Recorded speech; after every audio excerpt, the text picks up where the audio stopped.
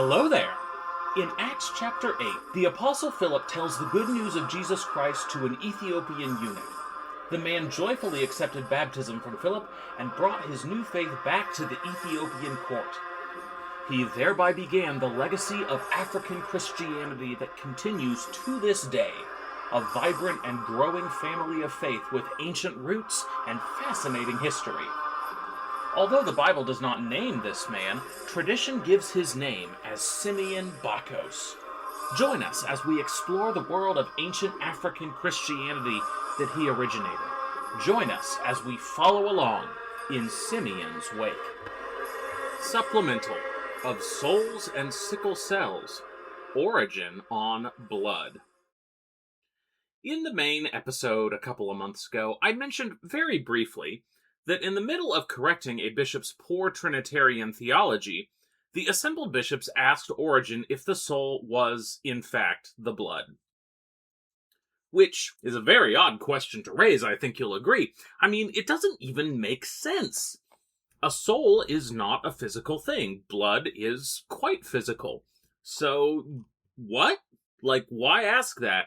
It sounds like the sort of question a college freshman might ask after having the wrong kind of mushrooms on a Friday night. Now, the question is not quite as dumb as it seems. I mean, it's still kind of dumb, but not as dumb as it appears on first glance. To understand what the bishops are asking, you need to know about an Old Testament regulation against eating blood. The relevant text is Leviticus chapter 17, verse 11, which tells the Israelites that they are not allowed to eat the blood of animals because the blood is an animal's life force, and life belongs to God and not to human beings. In fact, this prohibition was never supposed to apply to just Israelites. After Noah's flood, God made a covenant with Noah and then set a rainbow in the sky in order to seal the covenant. That part of the story is very nice and cute and gets told all the time in children's church. The part of the story that tends not to get told is that Noah is allowed to eat animals, but he is not allowed to eat their blood.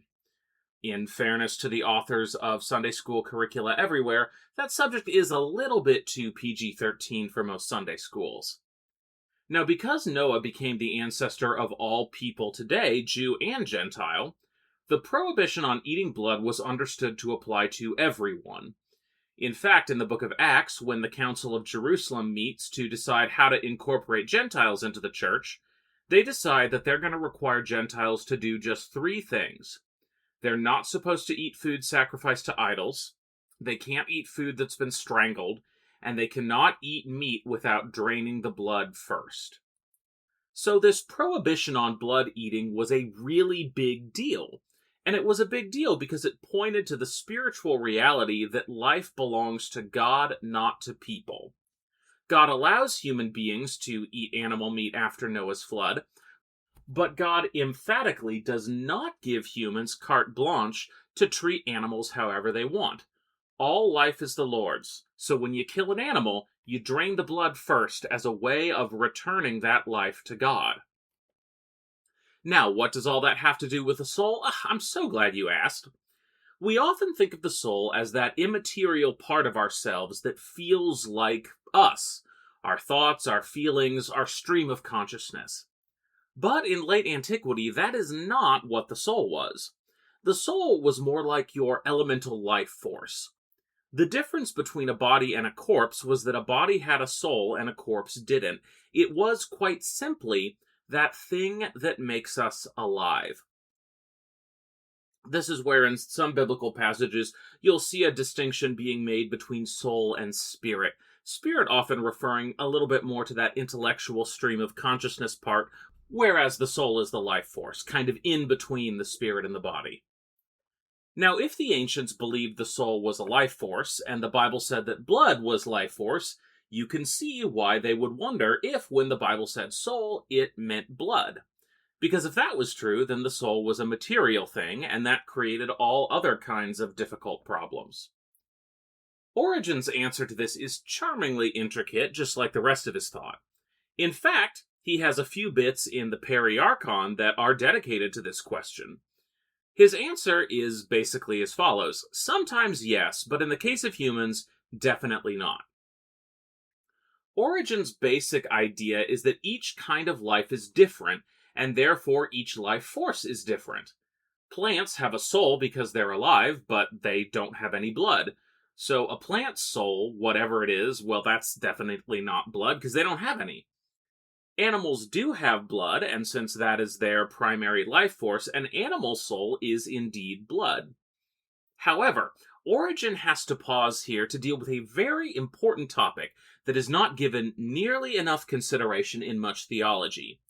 Bees.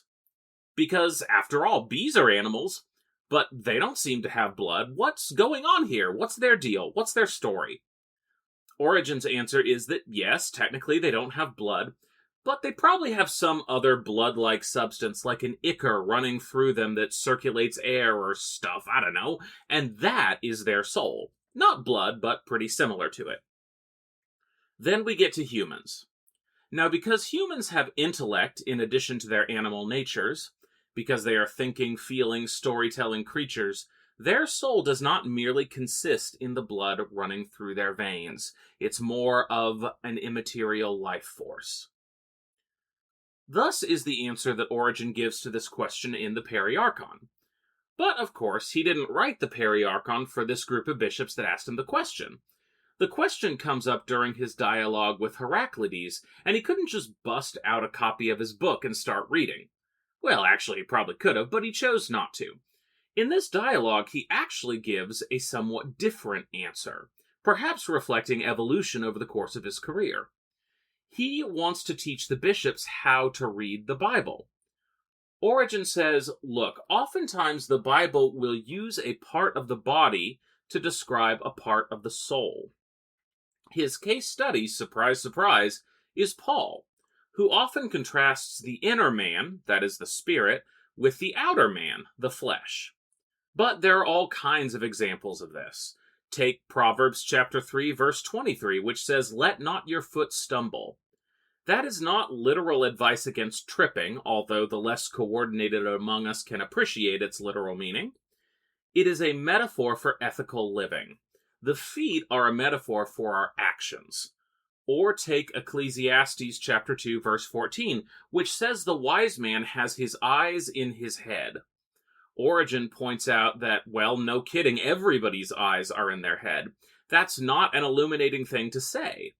Until you remember that Paul tells us that Christ is the head of the human being.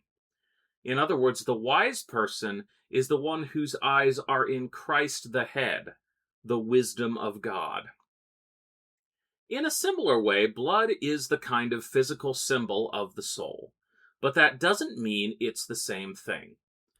Thus, the bishops can proceed with their councils secure in the knowledge that they are safe from the metaphysical travails of an overly physical soul. And Origen can go on doing what he loves most, teaching other people how to read the Bible. Because once again, patient attention to the biblical text has rewarded Origen with a way out of this odd and perplexing question, surely one of the strangest we have yet encountered in Simeon's wake. Thank you for listening to In Simeon's Wake, part of the Earth and Altar Podcast Network. If you liked the episode, please leave it a review and drop a like on that episode at your earliest convenience, or even before. It's nice. If you'd like to support this work, head on over to patreon.com/Ben Wyatt. That's patreon.com/Ben Wyatt, WYATT. Until next time, stay curious.